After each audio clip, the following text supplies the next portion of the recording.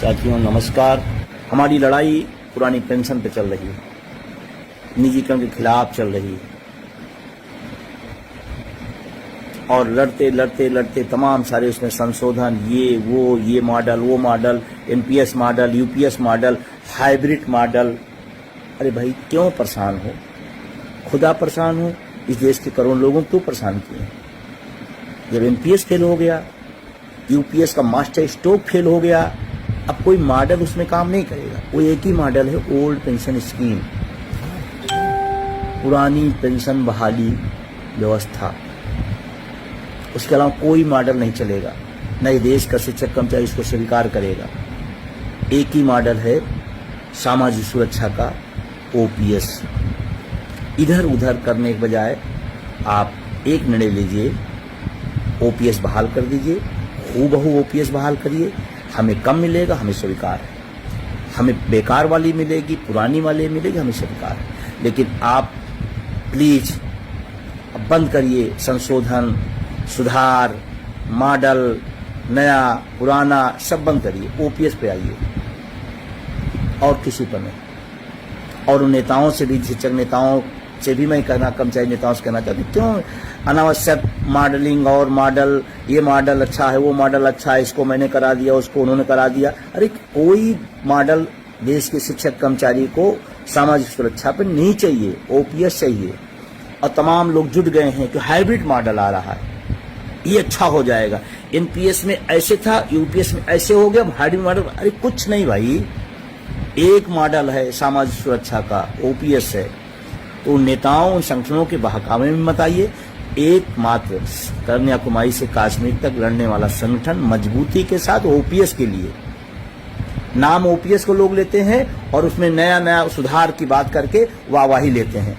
अरे इतने बुद्धिजीवी हो, इस वाहवाही में चक्कर कि एनपीएस में उन्होंने सुधार करा दिया, हाइब्रिड मॉडल ला दिया। हमें ओपीएस की लड़ाई लड़ना है या ओपीएस चाहिए, अंतिम लक्ष्य हमारा वो है। मैं पूछना चाहता हूं किसको यूपीएस पसंद है? मैं पूछना चाहता हूं किसको हाइब्रिड मॉडल पसंद है? शुद्ध देसी पुराना ओपीएस मॉडल, इसके अलावा कुछ नहीं। आप सबसे मेरा निवेदन है कि कलम चलाइए। मैं यूं ही नहीं जंतर मंतर पर कहा था कलम चलाओ, आंदोलन बढ़ाओ। मैंने यूं ही नहीं कहा था, शायद बहुत लोग समझ नहीं पाए होंगे, बहुत लोग समझ।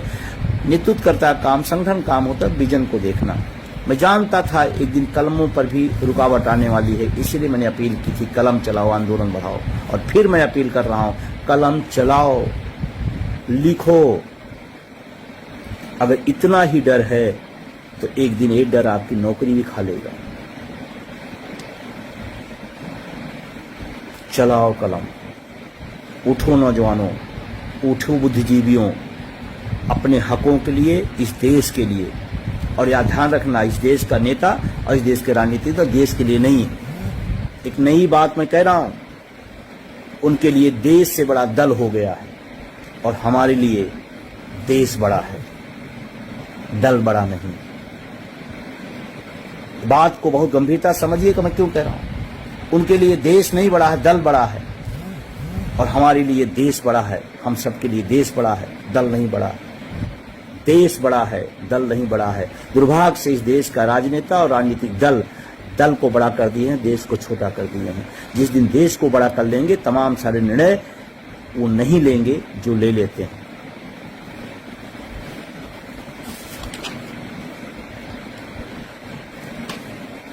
आपसे लास्ट बात, इन्हीं सब तमाम विषयों को लेकर के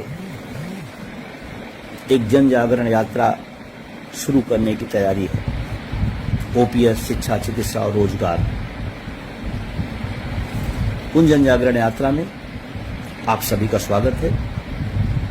मेरा प्रयास है लखनऊ से काकोरी कांड आपने सुना होगा, इतिहास के अगर पन्ने आपने पलटे हैं तो काकोरी लखनऊ शहीद स्थल से उसकी शुरुआत करेंगे। मैं सभी से अपील करता हूं, वो डेट आपके पास 1 जून तय की गई है, हो सकता है आगे पीछे एक आध दिन हो जाए, लेकिन आप सब मन बना के तैयार रहिए।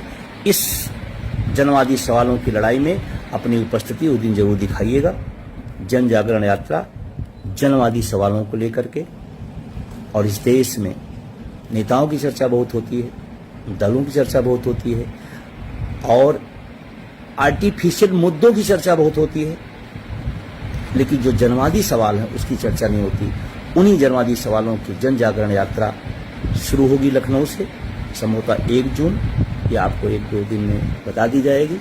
उसमें आप अपनी भागीदारी निभाइए और जितनी दूर उसमें चल सकती है उस यात्रा में, आपके तहसील, आपके जिला मुख्यालय, आपके ब्लॉक पर आएगी, उसमें आप आइए और इस आंदोलन को तमाम विभिन्न चरणों में हम सब ने किया है। उसी चरण का एक भाग, एक पार्ट और हम लोगों ने इस आंदोलन के दौरान तय किए कि अगर ऐसे नहीं सुना जाएगा, ऐसे नहीं सुना जाएगा, ऐसे नहीं सुना जाए तो ऐसे सुनाएंगे। सुनाना है, चाहे सड़क से सुनाए, चाहे सदन सुनाए, सुनाना है, क्योंकि हमारी आपकी लड़ाई और कोई लड़ने नहीं आएगा। और ये पहली बार मौका है शिक्षकों कर्मचारी से मेरी अपील है कि आप अपनी उपस्थिति दर्ज कराइए, महसूस कराइए कि आप भी कुछ हैं और ये मौका है। उस मौके की तरफ आप भी अपनी भागीदारी निभाइए।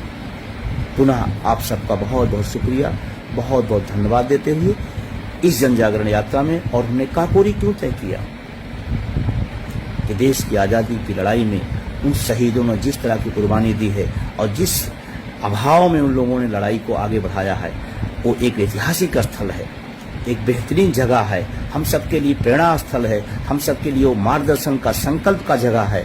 तो मैंने इसीलिए वहाँ पर जन जागरण की शुरुआत करने का सोचा हूँ और आप सब भी आएंगे तो उसी बहाने काकोरी कांड, काकोरी जो इतिहास में दर्ज है, उन शहीदों को आपको पता होगा, उन शहीदों के इतिहास को पता करेंगे और आप देखेंगे आकर के कि इस देश में शहीद होने वालों का क्या हाल है और उस देश के जो राजनेता बने हैं उनके क्या रंग हैं, दोनों आप देख लेंगे और जन जागरण यात्रा के भागीदार होंगे। तो मैं सभी से अपील करते हुए पुनः मुद्दों पे आइए, मुद्दों की तरफ चलिए। जाति, धर्म, भाषा, क्षेत्र नेताओं के विषय हैं, शिक्षा, चिकित्सा, रोजगार, ओपीएस जनता के विषय हैं। इन विषयों पर हमको आपको खड़ा होना, एक बुद्धिजीवी होने की हमारी जिम्मेदारी है और देश के लिए खड़ा होना, देश के लिए लड़ना एक नागरिक के तौर पर हम सबकी पहली जिम्मेदारी है और हम सब उसको हमेशा रहें। बहुत बहुत शुक्रिया, बहुत बहुत धन्यवाद।